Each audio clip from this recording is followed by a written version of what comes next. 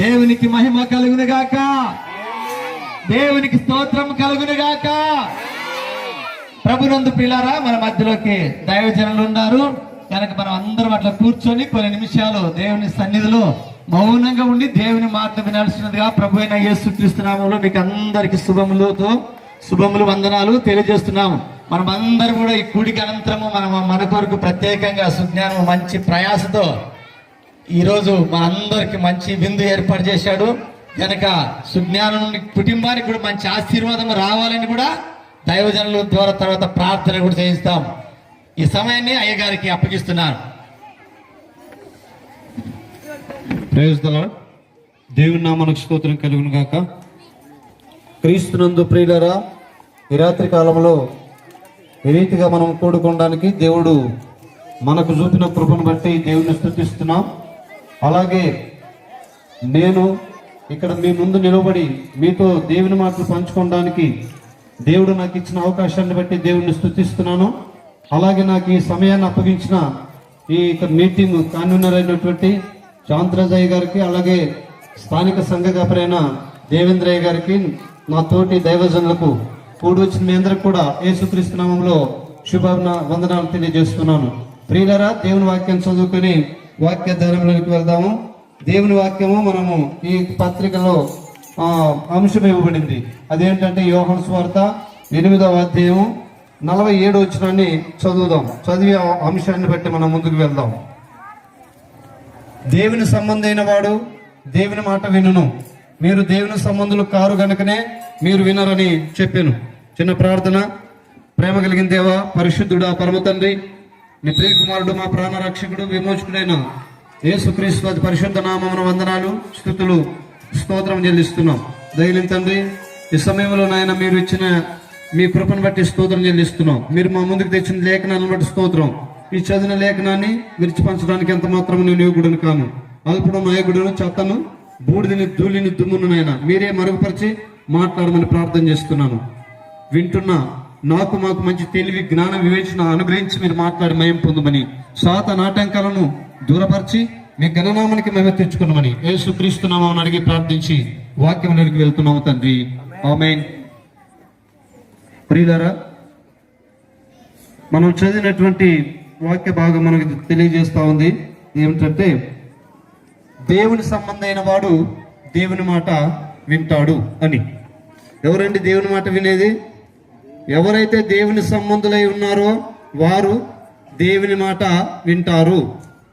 కింద ఉంది ఇంకో మాట, దాని కిందనే మీరు దేవుని సంబంధులు కారు గనక మీరు వినరు అని చెబుతున్నాడు. అంటే ఎవరిని గురించి అంటే వినని వారిని గురించి, దేవుని మాటలు వినని వారిని గురించి, దేవుని వాక్యాన్ని వినని వారిని గురించి అలాగూ మాట్లాడుతూ ఉన్నాడు. దేవుని వాక్యము ఎవరైతే వింటారో వాళ్ళే దేవుని సంబంధులు. దేవుని వాక్యం వినని వాళ్ళు దేవుని సంబంధులు కారు. అంటే దేవుని వాక్యం వినబడదా? వినరా? ఈ మైకుల ద్వారా ఎంతో మంది వింటా ఉన్నారు. అంటే ఈ వినడం కాదండి, అక్కడ చెప్పేది ఈ వినడం కాదు. మరి ఏ వినడం అంటే దేవుని వాక్యాన్ని విని దాని ప్రకారంగా నడుచుకోవడం, దేవుని వాక్యాన్ని విని దాన్ని అనుసరించి నడుచుకోవడం, దేవుని వాక్యానుసారమైన జీవితాన్ని జీవించడం అనేది దేవుని మాట వినడం. దేవుని మాట విని దానికి లోబడేదే వినడం అంటే. దేవుని మాట విని కూడా దానికి లోబడకపోతే విన్నట్టు కాదు. మన పిల్లలు మనం ఏదైనా చెప్పినప్పుడు వింటూ ఉంటారు. ఒరే అది పట్టరా నాయన అని చెప్తే బాబుకి వినపడి ఉంటుంది, కానీ చక్కగా వెళ్ళిపోతాడు. ఏమంటాం మనం? వీడు అస్సలు మాట వినడు అంటాం. అంటే మాట వినపడలేదా? వినబడింది, కానీ ఏమంటాం? చేయలేదు కాబట్టి వీడు అస్సలు మాట వినడు, ఈ పాప అస్సలు మాట వినదు అని అంటాం. అవును, మాట వినరు కదా, వినబడింది కదా. మరి ఎందుకు వినరని చెప్పిన క్రైస్తవ పిల్లలతో మాట్లాడుతున్నాడు. ఆయన నమ్మిన వారితో, నమ్మిన విశ్వాసంతో ఈ రాత్రి ఆయన మాట్లాడుతూ ఉన్నాడు. ఆ రోజు ఎవరితో మాట్లాడినాడు? ఆయన నమ్మిన యూదులతో మాట్లాడినాడు. ఈ రోజు ఎవరితో మాట్లాడుతున్నాడు ప్రభు అంటే ఆయన నమ్మినటువంటి క్రైస్తవ పిల్లలతో మాట్లాడుతున్నాడు. ఆయన నమ్మినటువంటి క్రైస్తవ పిల్లలతో, మేము యేసుప్రభు నమ్ముకున్నాం, మేము యేసుప్రభు పిల్లలం, యేసుప్రభు సంబంధులం, మేము క్రిస్టియన్ అని చెప్పే వారితో మాట్లాడుతున్నాడు. ఆయన ఏమనంటే మీరు నిజంగా దేవుని సంబంధులైతే దేవుని మాట వింటారు అని చెప్తూ ఉన్నాడు. ప్రియులారా, నిజమే కదా? దేవుని సంబంధులైన వాడు ఏం చేయాలి? దేవుని మాటకు లోబడాలి, దేవుని మాటను అనుసరించి దాని ప్రకారంగా నడవాలి. చూడండి, మనం ఒకసారి 1 యోహాను పత్రిక 4వ అధ్యాయం 6వ వచనాన్ని చదువుదాము. 1 యోహాను పత్రిక 4వ అధ్యాయం 6వ వచనం బైబిల్ గ్రంథంలో నుండి. 1 యోహాను రాసిన మొదటి పత్రిక 4వ అధ్యాయము 6వ వచనాన్ని చదువుదాం. మనము దేవుని సంబంధులము, దేవుని ఎరిగిన వాడు మన మాట వినును. వినండి, మనము దేవుని సంబంధులము. ఎవరింటారు మన మాట? దేవుని సంబంధుల మాట ఎవరింటారు? దేవుణ్ణి ఎరిగిన వాడు మాత్రమే దేవుని మాట వింటాడు.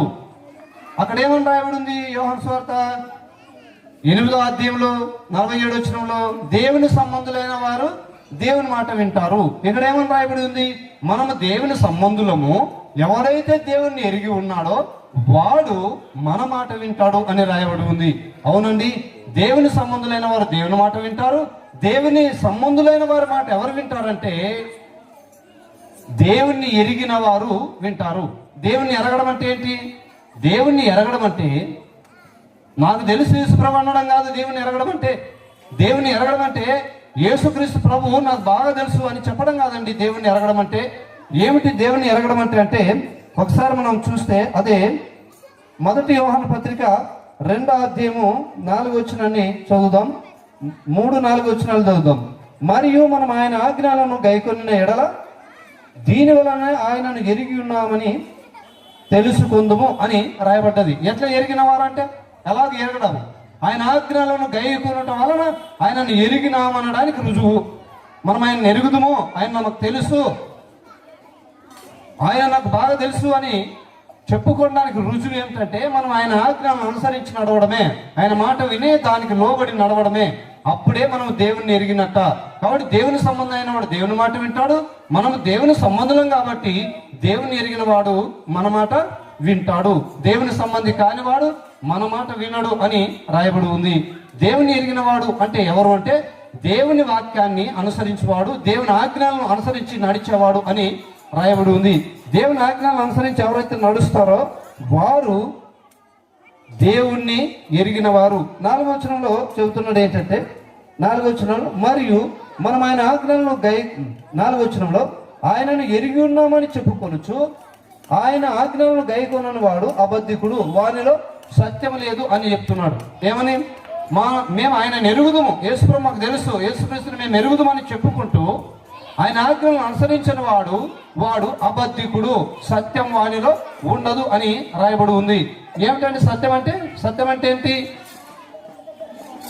ఆయనను ఎరిగి ఉన్నానని చెప్పుకుంటూ ఆయన వాక్యానుసారంగా నడవని వాడు, ఆజ్ఞలను అనుసరించిన వాడు అబద్ధికుడు, వానిలో ఏముండదు? సత్యం ఉండదు. సత్యం అంటే ఏంటి? సత్యం అంటే ఏంది? ప్రియులారా, సత్యం అంటే యోహాను సువార్త 14వ అధ్యాయము 6వ వచనంలో రాయబడి ఉంది. ఏంటంటే యేసుప్రభు చెప్పాడు, నేనే మార్గమును సత్యమును జీవమునై ఉన్నాను, నా ద్వారా తప్ప ఎవరు పరలోకానికి రారు అని చెప్పాడు. అంటే ఇప్పుడు సత్యం ఎవరండి? యేసుక్రీస్తు ప్రభు. ఆ రీతిగానే మనం యోహాను సువార్త 17వ అధ్యాయం 17వ వచనంలో చదివితే ఏమని రాయబడిందంటే సత్యమే, ఆ వాక్యమే సత్యం అని రాయబడ్డది. ఏంటాడు సత్యం అంటే? వాక్యం. వాక్యం ఏంది? యోహాను సువార్త 1వ అధ్యాయం 1వ వచనంలో ఏమని రాయబడిందంటే ఆది యందు వాక్యం ఉండెను, వాక్యము దేవుని యొద్ద ఉండెను, ఆ వాక్యము దేవుడై ఉండెను అని రాయబడి ఉంది. ఆ వాక్యము అదే యోహాను సువార్త 1వ అధ్యాయం 14వ వచనానికి వస్తే ఆ వాక్యమే శరీరధారి అయి కృపా సత్య సంపూర్ణుడిగా మన మధ్య నివసించను అని రాయబడి ఉంది. ఇప్పుడు ఎవరండి వాక్యం? ఎవరు? సత్యం ఎవరు? యేసుక్రీస్తు ప్రభు. వాక్యము యేసుక్రీస్తు ప్రభు, సత్యం యేసుక్రీస్తు ప్రభు, దేవుడు యేసుక్రీస్తు ప్రభువు. కాబట్టి ఆయన మాట వినాలి, ఆయన వాక్యానికి లోబడాలి, ఆయన వాక్యాన్ని అనుసరించి నడవాలి. అప్పుడు మనలో సత్యం ఉంటుందంటే యేసుక్రీస్తు మనలో ఉంటాడు. అందుకే ఇక్కడ యోహాను సువార్త చదవండి. యోహాను సువార్త 8వ అధ్యాయం 31వ వచనంలో ఏమంటాడంటే ఆయన నమ్మిన యూదులతో ఆయన అంటున్నాడు, మీరు నా వాక్యమందు నిలిచిన వారైతే నిజముగా నాకు శిష్యులై ఉంటారు. అప్పుడు మీరు సత్యమును గ్రహిస్తారు, ఆ సత్యము మిమ్మల్ని ఏం చేస్తుంది అంటే స్వతంత్రము చేస్తుంది అని రాయబడి ఉంది. ఎవరండి? ఎవరు సత్యం గ్రహిస్తారు? దేవుని వాక్యం ముందు నిలిచిన వారు, అంటే దేవుని వాక్యాన్ని అనుసరించి నడిచేవారు. దేవుని ఆజ్ఞలను అనుసరించి నడిచేవారు, దేవుని కట్టడాలను అనుసరించి నడిచేవారు, వారు నిజంగా శిష్యులవుతారు. ఎవరికి? యేసుక్రీస్తు ప్రభుకి. శిష్యులు అంటే ఎవరండి? శిష్యులు అంటే విశ్వాసం ఉంచితేనే శిష్యులం కామండి. యేసుక్రీస్తునందు విశ్వాసం ఉంచిన వెంటనే మనం శిష్యులం కాము. యేసుక్రీస్తునందు విశ్వాసం ఉంచి ఆయన నమ్ముకొని జీవించడం అది వేరు, శిష్యులు అయ్యేది వేరు. శిష్యులు అంటే ఏంటి? శిష్యులు అంటే ఆయన వాక్యాన్ని అనుసరించి ఆయనతో కూడా నడవడం, ఆయన అడుగుజాడల్లో నడవడం, అదే శిష్యత్వం అంటే. కాబట్టి మనం ఎప్పుడైతే శిష్యులం అంటే దేవుని వాక్యాన్ని ఎప్పుడైతే మనం అనుసరిస్తామో, దేవుని వాక్యాన్ని ఎప్పుడైతే మనం విని దానికి లోపడతామో, అప్పుడు నిజంగా మనము దేవునికి ఏమవుతామంటే శిష్యులం అవుతాము. ఆ శిష్యులమైనప్పుడే మనకు సత్యాన్ని మనం గ్రహించగలుగుతాము. ఒక ఆయన సత్యాన్వేషణ అని పెట్టినాడు. అంటే సత్యాన్వేషణ అంటే సత్యాన్ని ఇంకా ఎదురు చూస్తున్నాం అన్నమాట. సత్యాన్ని ఎదురు చూడడం లేదు మనం. సత్యం ఆల్రెడీ వచ్చింది మనకు. సత్యాన్ని ఎక్కడ ఉంచినాం? మనం దూరం ఉంచినాం. అందుకే బైబిల్ ఏమంటుందంటే సత్యము సంత వీధిలో వాడేస్తున్నారు అని చెప్తుంది, సత్యము బహు దూరంగా ఉంది అని చెప్తుంది. అవునండి, యేసుప్రభుని ఎక్కడ పాడేసినాం? మనం సంత వీధిలో, జాతరలో పాడేసినాం. యేసుప్రభుని సత్యముని ఎక్కడ పాడేసినాం? సంత వీధిలో, బజార్లో, జాతరలో, ఇంకో దాంట్లో పాడేసినాం. సత్యం మనకు దూరంగా ఉంది, మన దగ్గర లేదు. ఆ సత్యమే మనల్ని ఏం చేస్తుందంట? స్వతంత్రం చేస్తుందని రాయబడ్డది. ఆ సత్యం లేకపోతే ఎవరు స్వతంత్రం కాము. సత్యమే మనం స్వతంత్రం చేయాలి. ఏంటి సత్యం అంటే? యెహోవా ఆత్మనే మనల్ని స్వతంత్రుల్ని చేయాలి. ప్రభువు యొక్క ఆత్మనే మనల్ని స్వతంత్రుల్ని చేయాలి. ప్రభు యొక్క ఆత్మ ఎక్కడ ఉండునో అక్కడ స్వతంత్రం ఉండును అని కోరింథీ పత్రికలో రాయబడి ఉంది. కనుక ప్రియులారా, సత్యమే మనం స్వతంత్రం చేయాలి. అంటే యేసుప్రభు మనం స్వతంత్రం చేయాలి. యేసుప్రభు మాట వినకపోతే ఎట్లా స్వతంత్రం చేస్తాడు మనల్ని? ఆయన మాట మనం విన్నప్పుడు, ఆయన మాటకు మనం లోబడినప్పుడు, ఆయన చెప్పింది చేయనప్పుడు, చేయొద్దన్న దాన్ని చేస్తున్నప్పుడు మరి ఎట్లా మనం స్వతంత్రంగా చేయబడతాం? ఆ మాట చెప్తా ఉంటే యూదులు అన్నారు అక్కడ యోహాను సువార్త 8వ అధ్యాయంలో ఏమన్నారో యూదులు అంటే, మేము స్వతంత్రులమేనండి, మేము ఎవరికి జీతాగాళ్ళం కాదు, మేము ఎవరికి దాసులం కాదు, మేము అబ్రహాం పిల్లలము, మేము స్వతంత్రులమని చెప్పుకున్నారు. స్వతంత్రులు. అందుకే ప్రభు అన్నాడు, మీరు పాపము చేయి ప్రతివాడు పాపమునకు దాసుడు అని చెప్పాడు. పాపం చేసే ప్రతివాడు ఎవరు దాసుడట? పాపమునకు దాసుడు అని చెప్పబడింది. పాపం చేసే ప్రతివాడు, నువ్వు ఏ పాపం చేస్తావో దానికే దాసుడవు. నువ్వు లోకాన్ని అనుసరిస్తున్నావా? దానికే దాసుడవు. నువ్వు యేసుక్రీస్తు చేయొద్దన్నదని చేస్తున్నావా? దానికే దాసుడవు. నువ్వు తాగే అలవాటు కలిగి ఉన్నావా? దానికే దాసుడవు. బీడీ అలవాటు కలిగి ఉన్నావా? దానికే దాసుడవు. ఇంకా ఈ పొడి కొట్టే దాంట్లో ఉన్నావా? దానికే దాసురాలు. ఆకు ఒక్కరు నమ్మలేదంటుంటే దానికే పెద్ద మాట్లాడి దానికే దాసుడు. నువ్వేం చేస్తావు? దానికే ఏమైనా నువ్వు దాసురాలవై ఉన్నావు. అంటే ఇప్పుడు ఏమి? నువ్వు దేవునికి దాసుడవు, దాసురాలు కాలేదు అని అర్థం. అంటే ఎందుకు కాలేదు? దేవుని వాక్యం నువ్వు వినలేదు కాబట్టి నువ్వు దేవునికి దాసురాలు కానీ దాసుడు కానీ ఉండడానికి అర్హత నీకు దొరకలేదు అని అర్థం చేసుకోవాలి. కనుక ప్రియులారా, ఆ యొక్క అర్హత మనకు దొరకాలంటే ఏం చేయాలో? ఆయన దాసులంగా ఉండడానికి, ఆయన దాసులంగా పిలువబడ్డానికి, స్వతంత్రంగా పిలువబడ్డానికి మనం అర్హత కలిగి ఉండాలంటే ఏం చేయాలంటే దేవుని వాక్యాన్ని అనుసరించి నడవాలి. దేవుని వాక్యాన్ని అనుసరించి నడవాలి. ఆ దేవుని వాక్యాన్ని అనుసరించి నడిచినప్పుడే మనము దేవుని సంబంధం అవుతాము. లేకపోతే మనం దేవుని సంబంధం కాము. ఉదాహరణకు మనం కొంతమందిని తీసుకున్నాం, దేవుని సంబంధమైన వారు. ఇప్పుడు ఆదికాండము 4వ అధ్యాయంలో కయీను ఏబేలు ఉన్నారు. ఎవరున్నారండి? ఆదికాండంలో 4వ అధ్యాయంలో కయీను ఏబేలు ఉన్నారు. కయీను ఏబేలు వారిద్దరిలో ఏబేలు దేవుని మాటకు లోబడేవాడు, దేవుని వాక్యాన్ని అనుసరించి నడిచేవాడు, దేవునికి శ్రేష్టమైన వాటిలో ఇచ్చేవాడు. లోకమును అనుసరించని వాడు ఏబేలు, లోక పద్ధతులను ఆచరించని వాడు ఏబేలు, లోకములో ఉన్నటువంటి కార్యకలాపాలను అనుసరించని వాడు ఏబేలు. అందుకు ఏబేలును దేవుడు ఏం చేసినాడంటే దీవించినాడు. ఏబేలు అర్పణను దేవుడు ఏం చేసినాడంటే లక్ష్య పెట్టినాడు. అయితే ప్రియులారా వినండి, కయీను అర్పణను దేవుడు లక్ష్య పెట్టలేదు. పిల్లలు నిశ్శబ్దంగా ఉండాలి. కయీను దేవుని మాట వినలేదు, దేవునికి లోబడలేదు కాబట్టి కయీను ఏమైనాడు? శపించబడినాడు. అందుకే అతడు సత్క్రియలు చేయలేకపోయినాడు, అతడు చేసేవన్నీ దుష్క్రియలు చేయగలిగినాడు. అందుకే దేవుని సంబంధులు కాని వారు ఏ క్రియలు చేస్తారంటే దుష్క్రియలు చేస్తారు తప్ప సత్క్రియలు చేయడానికి వారు చేత కాదు. దేవుని సంబంధులైన వారు సత్క్రియల యందు ఆసక్తి కలిగి ఉంటారు. దేవుని సంబంధమైన వారు దేని యందు ఆసక్తి కలిగి ఉంటారు? సత్క్రియల యందు ఆసక్తి కలిగి ఉంటారు. సత్క్రియలు చేయటకు మంచి మనస్సు కలిగి ఉంటారు. ఎవరు? దేవుని సంబంధులు. ఇప్పుడు ఏబేలు విన్నాడు, ఆయన దేవుని సంబంధి, అని లోబడినాడు. ఇక మనం అలాగొస్తే ఆనోకు దేవుని మాట విన్నాడు, దేవుడితో నడిచాడు, పరమునకు ఎత్తబడ్డాడు. ఎందుకు? దేవుని మాట విని ఆయన వాక్యానికి లోబడి ఆయన అడుగుజాడలో నడిచాడు కనుక, లోకాన్ని విడిచి నడిచాడు కనుక, లోక పద్ధతులు విడిచి నడిచాడు కనుక, లోకాశలు విడిచి నడిచాడు కనుక, లోకంలో ఉన్నటువంటి వికృతమైన శాస్త్రాలను విడిచి నడిచాడు కనుక, కామ క్రోధాలని వీటన్నిటిని విడిచి నడిచాడు కనుక, పాపాన్ని విడిచి నడిచాడు కనుక, అపవిత్రతను విడిచి నడిచాడు కనుక ఎక్కడికి వెళ్ళాడండి? దేవుని మాటకు లోబడి అలా నడిచాడు. కాబట్టి ఆనోకు ప్రాణముతో కూడా పరమునకు ఎత్తబడ్డాడని మనం బైబిల్ గ్రంథంలో చూస్తూ ఉన్నాం. దేవుని సంబంధమైన వాడు దేవునితో నడుస్తాడు. ఆనోకు దేవునితో నడిచాడు. ఎన్ని సంవత్సరాలు? 300 సంవత్సరాలు దేవునితో నడిచాడు. ఎట్లా నడిచాడు? భార్య పిల్లల్ని విడిచిపెట్టి, కుటుంబాన్ని విడిచిపెట్టి, కుటుంబాన్ని గాలి వదిలి నడవలేదండి. ఆనోకు భార్య పిల్లలతో ఉండి పిల్లలను కంటూ దేవునితో నడిచాడని రాయబడ్డది. ఏం చేస్తూ? కాపురం చేసుకుంటాండి, పిల్లల్ని కంటూ దేవునితో నడిచాడు. ఎన్ని సంవత్సరాలు? 300 సంవత్సరాలు దేవునితో నడిచే అనుభవం కలిగి ఉండాలి. క్రైస్తవుడు అంటే దేవునితో నడిచే అనుభవం కలిగి ఉండాలి. లోకంతో నడిచే అనుభవం కాదు, లోక పద్ధతులను అనుసరించి నడిచే అనుభవం కాదు. క్రైస్తవునికి ఉండాల్సింది ఎవరితో కలిసి నడిచే అనుభవం ఉండాలంటే దేవునితో కలిసి నడిచే అనుభవం ఉండాలి. అలాంటి వాళ్ళే దేవుని సంబంధులు. దేవుని సంబంధులైన వారు దేవునితో కూడా కలిసి నడుస్తారు. దేవుని సంబంధి కాని వారు దేవునితో కూడా కలిసి నడవరు. కానీ ఎవరితో కలిసి నడుస్తారంటే లోకముతో కలిసి నడుస్తారు, బుద్ధిహీనులతో కలిసి నడుస్తారు, దుష్టత్వాన్ని అనుసరించి నడుస్తారు, దుర్మార్గాన్ని అనుసరించి నడుస్తారు. ఎవరు వాళ్ళంటే దేవుని సంబంధులు కాని వారు. కనుక మనము దేవుని సంబంధులం, దేవుణ్ణి ఎరిగిన వారం. ఆయన ఆజ్ఞలను అనుసరించేటప్పుడే మనం దేవుని ఎరిగిన వారం అవుతాం. వాటిని వింటున్న మీరు దేవుని ఎరిగిన వారైనా, దేవుని సంబంధులైన ఒకసారి ఆలోచించండి, ఒకసారి అర్థం చేసుకోండి.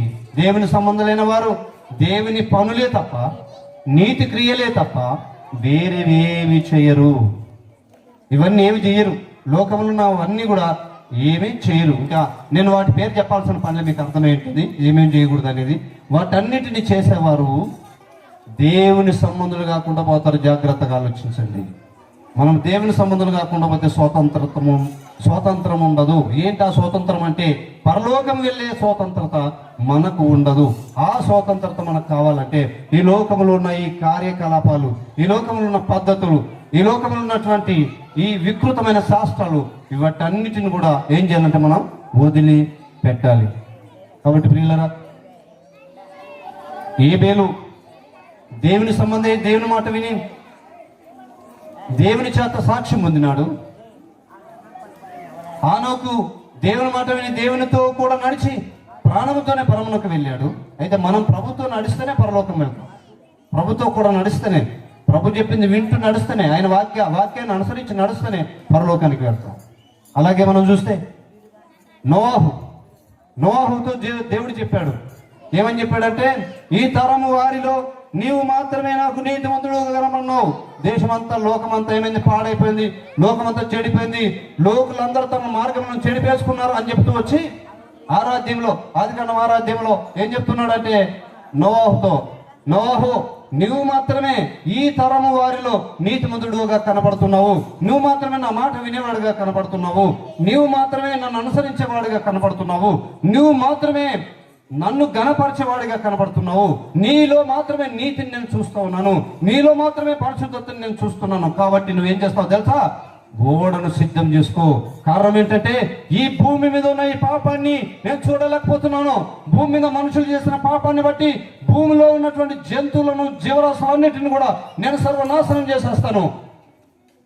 జల ప్రవాహంతో వాటిని తుడిచివేస్తాను. 40 దినాల ప్రచండమైన వర్షం కురుస్తుంది అని చెప్పాడు. వర్షం అంటే ఏమో తెలియదు వాళ్ళకు. వర్షం అంటే అసలు వాళ్ళు అంతవరకు చూడలేదు. మరి ఎప్పుడు పంటలు ఎట్లా పండేవయ్యా అంటే, అప్పుడు వర్షం రాకముందు భూమిలో నుండి మంచు వచ్చి ఆ మంచు పైరును తడిపినప్పుడు ఆ పైరు పంటను ఇచ్చేది. అంతవరకు వర్షం లేదు. వాళ్ళకు వర్షం అంటే ఏదో కొత్త వింత కనపడింది. అందుకే నోవాహుని ఏం చేశారంటే ఎగతాళి చేశారు. నోవాహుని ఎగతాళి చేశారు. ఏదో వర్షం అంటారా, ఎప్పుడు చూడలేదు మనం వర్షం అంటే ఏందో, వర్షం అంటే ఎట్లుంటుందో, ఏ పక్కన ఉంటే వస్తుందో, ఇతను తిక్కోడు, తిక్క మాట చెప్తాడు, అన్ని తిక్క ఓడగడుతున్నాడు అని హేళన చేసినారు, గేలి చేసినారు నోవాహుని. అయినా నోవాహు ఏం చేసినాడు? దేవుడు ఏం చెప్తే అది చేసినాడు. అందుకే ఆదికాండంలో ఏమని ఉందంటే ఆదికాండం 6వ అధ్యాయము 22వ వచనంలో ఏమని ఉందంటే, నోవాహు అట్టు చేసెను అంటే దేవుడు ఆజ్ఞాపించిన వాటన్నిటిని నోవాహు చేసెను అని రాయబడి ఉంది. దేవుడు ఆజ్ఞాపించిన వాటిని చేస్తున్నావా క్రైస్తవుడా, విశ్వాసి? దేవుడు ఆజ్ఞాపించిన వాటిని అన్నిటిని చేస్తున్నావా? నోవాహు దేవుని మాట విని దేవుడు చెప్పిన వాటిని అన్నిటినీ చేసినట్టు చేసెను అని రాయబడి ఉంది. అదే ఆదికాండం 7వ అధ్యాయంలో 5వ వచనంలో ఏమని రాయబడి ఉందంటే, దేవుడు యెహోవా తనతో చెప్పినవన్నీ కూడా నోవాహు చేసెను అని రాయబడి ఉంది. చెప్పేవన్నీ కూడా, దేవుడు చెప్పినటువన్నీ కూడా చేశాడు. కనుకనే దేవుని చేత మెప్పు పొందినాడు, తన కుటుంబాన్ని రక్షించుకోగలిగినాడు.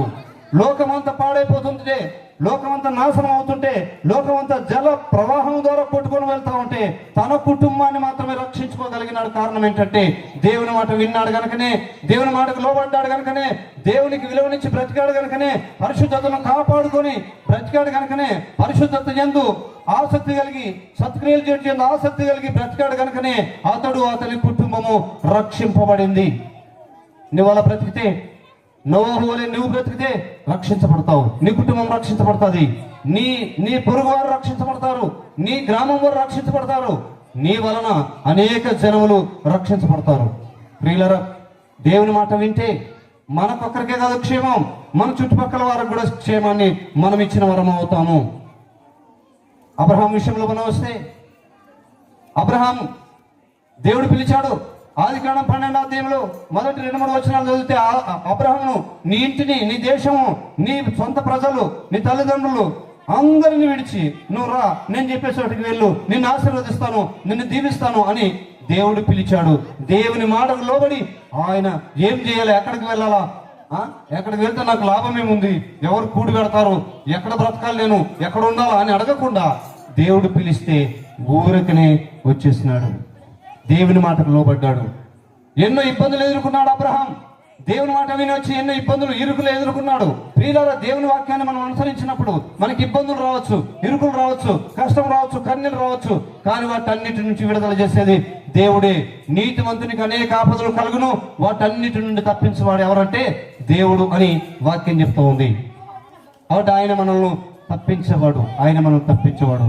అంతేకాదు, ఆ అబ్రహాం తన కుమారుడు, ఒక్కగానొక్క కుమారుని, 100 సంవత్సరాల వయసులో పుట్టిన కుమారుని నాకు బలి అర్పిస్తావంటే ఏం చేసినాడంటే, అబ్రహాం బదులు చెప్పకుండా దేవునికి తన కుమారుని బలి అర్పించడానికి ప్రయత్నం చేశాడు.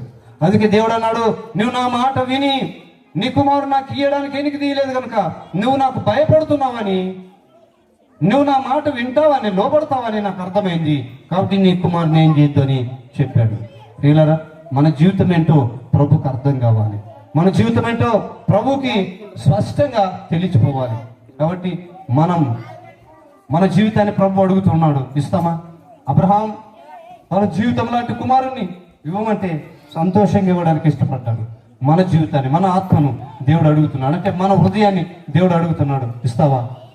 నీ ఎండి, నీ బంగారము, నీ ఆస్తి, నీ పాసులు ఏవి ఆయన అడగడం లేదు. ఏమడుగుతున్నాడు ఆయన అంటే, ఆయన అడిగేది కేవలము ఒకటే, ఏంటంటే నా కుమారుడా నీ హృదయం నాకిమ్ము, నా కుమార్తె నీ హృదయం నాకిమ్ము అని అడుగుతూ ఉన్నాడు. కారణం ఏంటో తెలుసా? మన హృదయం అంత మంచిదా? ఎవరైనా మన హృదయం చాలా మంచిదండి అని వాళ్ళు ఉంటే చేతులు ఎత్తండి. మన హృదయం చాలా మంచిదండి అంటే అనేవాళ్ళు ఎవరైనా ఉంటే చేతులు ఎత్తండి. లేదు కదా? ఎవరికి నమ్మకం లేదు మన హృదయం మంచిదని. కరెక్టే, మీద 100% మీద అందరిది కరెక్టే, ఎందుకంటే చేతులు ఎత్తలేదు కాబట్టి. ఎవరు హృదయము మంచిది కాదు. మరి ఎందుకు అడిగినారు ఆయన? ఇర్మీయా గ్రంథంలో చూస్తే ఏమని రాయబడిందంటే, హృదయము అన్నిటికంటే మోసకరమైనది, అది ఘోరమైన వ్యాధి గలది అని రాయబడి ఉంది. మరి మోసకరమైన దాన్ని, వ్యాధి కలిగిన దాన్ని దేవుడు ఏం చేస్తాడండి? నాకు ఇయ్యండి అంటున్నాడు, నీ హృదయం నాకు అంటున్నాడు. అంటే అర్థం ఏంటో తెలుసా? నీ పనికి మాల హృదయాన్ని, నీ పాడు హృదయాన్ని, పాపంతో నిండిన హృదయాన్ని, పనికిమాల స్థితితో నిండిన నీ హృదయాన్ని నాకు ఇస్తే నేను కడిగి పవిత్రపరిచి పరిశుద్ధపరిచి శుద్ధీకరణ చేసి మరలా నీకు మంచి హృదయముగా అమరుస్తాను. కాబట్టి నీ హృదయం నాకు అని ఆయన అంటున్నాడు. ఇస్తావా? నువ్వు ఈరోజు పరిశుద్ధపరచబడాలంటే, ఈరోజు నువ్వు శుద్ధీకరించబడాలంటే, ఈరోజు నీ హృదయంలో ఉన్న పాపం పరిహరించబడి నీ యొక్క హృదయంలో రక్తం ప్రోక్షించబడి నీ హృదయము ఆ పనికి మాల స్థితి నుంచి విడిపించబడాలంటే ఈ రాత్రి ప్రభు అడుగుతున్నాను, నీ హృదయాన్ని ఇస్తావా? ఇస్తే నువ్వు దేవుని మాట విన్నట్టే, ఇస్తే నువ్వు దేవునికి లోబడినట్టే. కాబట్టి ప్రియులారా, దేవుని సంబంధమైన వాడు ఏం చేస్తాడంటే దేవుని మాట వింటాడు. దేవుని సంబంధి కాని వాడు ఏం చేస్తాడు? దేవుని మాట వినడు. ఇప్పుడు ఆలోచన చేద్దాం, మనము దేవుని సంబంధులమై దేవుని మాట వినే వారంగా ఉందామా? దేవుని మాట వినకుండా దేవుని సంబంధులు కాని వారంగా ఉందామా? ఎలా ఉందాం? చెప్పండి అమ్మా, ఎలా ఉందాం? దేవుని మాట విని దేవుని సంబంధులుగా ఉందామా? చెప్పండి అమ్మా. దేవుని మాట విని దేవుని సంబంధులుగా ఉందామా? లేకుంటే దేవుని మాట వినకుండా దేవుని సంబంధులు కాకుండా అపవాద సంబంధులుగా ఉందామా? ఎట్లుందాం? దేవుని సంబంధులుగా ఉండాలి కదా. దేవుని సంబంధులుగా మనం ఉండాలంటే మనం ఎవరి మాట వినాలంటే దేవుని మాట మాత్రమే వినాలి. అప్పుడే మనం దేవుని సంబంధులం అవుతాము. ఏబేలు దేవుని మాట మాత్రమే విన్నాడు, గొప్పగా సాక్ష్యం పొందినాడు. హానోకు దేవుని మాట మాత్రమే విన్నాడు, ప్రాణంతో పరమునకెక్కాడు. నోహు దేవుని మాట మాత్రమే విన్నాడు, తన కుటుంబం అంతటినీ రక్షించుకోగలిగినాడు. అబ్రహాము దేవుని మాటను మాత్రమే విన్నాడు, గొప్ప ఆశీర్వాదాన్ని పొందాడు.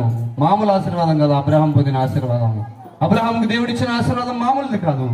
ఆకాశ నక్షత్రములే సముద్రంలో ఉన్న ఇసుక రేణువుల విస్తరింపజేశాడు. మనం అందరినీ ఆయనకి ఇచ్చినాడు. మనం అందరం ఆయన పిల్లలు. విశ్వాసాలకు తండ్రి అని ఆయనకు బిరుదు వచ్చింది.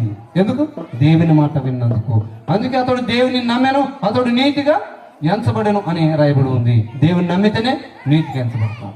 కాబట్టి ప్రియులారా, వినండి, మనము దేవుని సంబంధులుగా దేవుని మాట వినే వాళ్ళంగా ఉంటాం, దేవునికి లోబడే వాళ్ళంగా ఉంటాం. దేవుని మాట వినడం అంటే ఒక విని విడిచిపెట్టేది కాదు, ఈ చెవులో నుండి విని ఈ చెవులో విడిచిపెట్టేది కాదు.